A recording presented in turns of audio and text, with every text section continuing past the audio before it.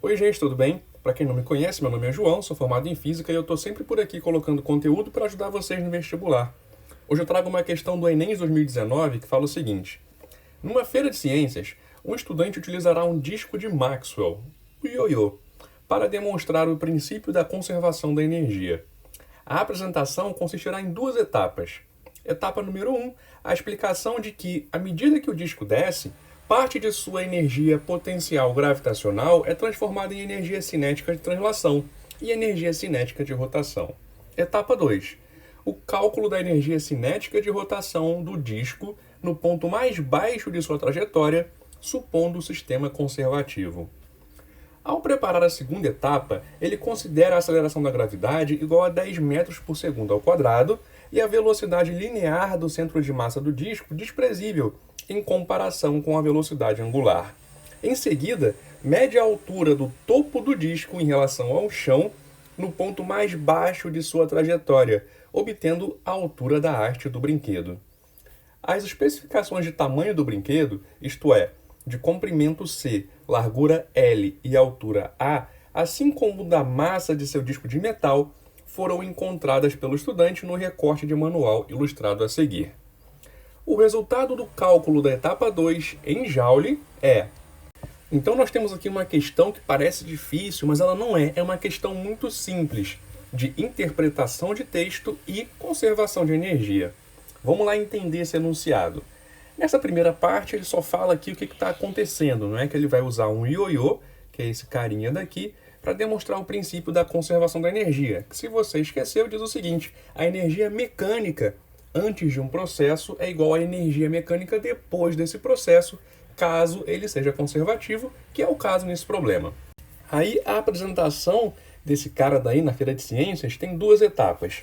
Na primeira etapa, ele só explica a teoria, né? Ele fala que à medida que o disco vai descendo, ele converte a energia potencial gravitacional em energia cinética de translação, porque o centro de massa do disco está fazendo esse movimento daqui, ele está descendo, e energia cinética de rotação, porque à medida que o disco vai descendo, ele também gira, igualzinho faz um ioiô. Então, essa etapa 1 já traz para a gente uma informação importante a respeito da conservação da energia. Olha só, nós vamos aplicar esse princípio lá em cima. Então, nós temos aqui energia mecânica antes de começar a descer é igual a energia mecânica lá no ponto mais baixo, vou chamar de B. A energia mecânica antes de começar a descer é toda a potencial gravitacional, assim como fala o enunciado. Então, a gente tem o seguinte: a energia potencial gravitacional desse disco, antes de acontecer esse desenrolar, vai ser igual à energia cinética normal depois, aquela energia cinética de translação que a gente está acostumado, mais a energia cinética de rotação, que talvez seja novidade para a maioria das pessoas que está vendo esse vídeo, mas não é nenhum problema. Agora a gente continua com a leitura. Etapa 2, acontece o cálculo da energia cinética de rotação do disco no ponto mais baixo de sua trajetória, supondo o sistema conservativo. Muito importante aqui, porque quando ele fala isso, supondo o sistema conservativo, ele automaticamente nos permite usar o princípio da conservação da energia. Agora, continuando, ao preparar a segunda etapa, ele considera a aceleração da gravidade igual a 10 metros por segundo ao quadrado, então é aquele G igual a 10, e a velocidade linear do centro de massa do disco desprezível em comparação com a velocidade angular. Essa parte é fundamental nesse problema, eu vou até destacar ela. A velocidade linear do centro de massa do disco é desprezível em comparação com a velocidade angular. O que isso quer dizer?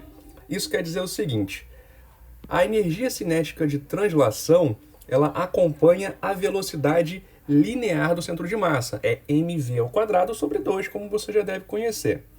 Já a energia cinética de rotação, ela acompanha essa velocidade angular ao quadrado.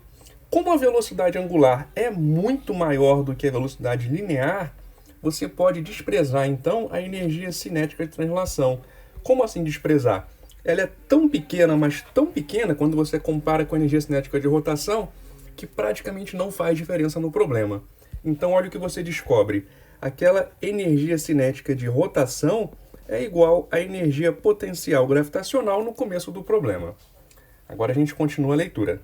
Em seguida, ele mede a altura do topo do disco em relação ao chão, no ponto mais baixo da sua trajetória, obtendo a altura da haste do brinquedo, que é essa altura daqui, esse H.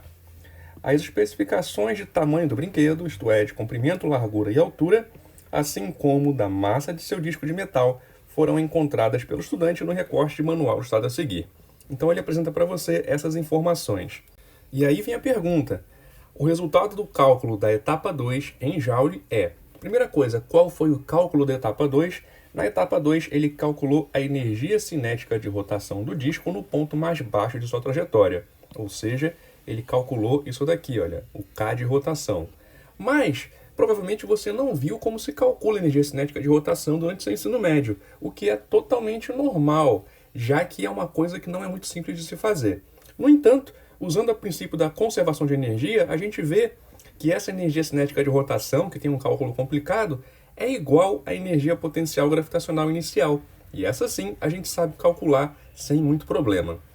A energia potencial gravitacional é dada por m, que é a massa do disco, vezes a aceleração da gravidade, vezes a altura inicial. Agora, a altura inicial de quê? Esse é um ponto importante. Lá no começo do processo, essa parte de cima do disco estava aqui, olha, tocando nessa haste. Ou seja, em relação a essa parte daqui, olha, a essa linha horizontal, o disco começa numa altura de 2H sobre 3 e ele termina numa altura 0. Então, eu vou adotar essa linha pontilhada como sendo o meu referencial. Ou seja, essa linha daqui indica a minha altura igual a 0. Usando esse referencial, eu posso dizer que a minha altura inicial nesse problema era essa daqui, olha, 2H sobre 3. Portanto, eu posso dizer o seguinte: a energia cinética de rotação é igual a m vezes g vezes 2H sobre 3. Você sabe qual que é a massa? Você sabe, está lá naquele recorte do manual. A massa é de 30 gramas. Aí você converte para quilograma para ficar no SI. Como é que você converte de grama para quilograma? Você divide por 1000 ou multiplica por 10 a menos 3, que tem o mesmo efeito. O G, ele deu para você o G no enunciado. Bem aqui, olha, é 10. Então, você tem aqui 10 metros por segundo ao quadrado. Já está no SI, não tem conversão. Depois você tem 2 vezes o H, que você pode encontrar aqui, olha, no recorte. O H é a altura, que é a última medida. Então, o H é 410 milímetros. Lembra do seguinte, mili quer dizer 10 a menos 3. Então, o H é 410 vezes 10 a menos 3 metros. Portanto, você pode escrever ele como sendo 0,41 metros. Então, já convertido, a gente coloca aqui 0,41. Depois você divide por 3. Por que eu converti antes de jogar aqui? Só para ficar organizado mesmo. Você poderia escrever aqui 410 vezes 10 a menos 3 e continuar a conta sem grandes problemas. Ok, tudo escrito, tudo pronto. Agora a gente faz a conta, que é uma conta simples, olha só. O 3 simplifica com 30, aí fica 10. Agora você tem o seguinte, olha. 2 vezes 0,41 é 0,82. Aí você vai ficando com o seguinte. 10 ao quadrado, porque você tem 10 aqui e tem 10 aqui, vezes 10 a menos 3, vezes 0,82. 10 a menos 3 vezes 10 a menos 2 é 10 a menos 1. Isso multiplica o 0,82. E aí, essa resposta já é uma resposta válida. Isso aqui está em joules. Só que não tem essa opção para marcar lá. Na verdade, você tem aqui 8,2 vezes 10 a menos 2. E olha só, se você caminha com a vírgula uma casa para a direita, você obtém o 8,2. E quando você caminha uma casa para a direita com a vírgula, você tem que compensar, multiplicando por 10 a menos 1. Então, isso daqui é a mesma coisa do que 8,2 vezes 10 a menos 2. E qual unidade? Joule, porque a gente usou tudo no SI. Portanto, a resposta desse problema é a letra B. Então, como eu disse, é um problema de interpretação para você entender o que é a altura na parte da energia potencial gravitacional, o que é a altura aqui e o que ele está calculando de verdade. E depois um problema de conservação de energia para você conseguir aplicar essa relação daqui. Era fundamental também você perceber que você pode desprezar a energia cinética de translação na hora de calcular a energia cinética de rotação. Então foi isso, espero que vocês tenham gostado. Se vocês gostaram, curte, comenta, compartilha e se inscreve aqui no canal. E agora também temos um grupo no WhatsApp com estudantes de todo o Brasil que, assim como você, também estão estudando física para o vestibular. Se você quiser participar, é só clicar no link que está aqui na descrição. Muito obrigado por assistir e até a próxima!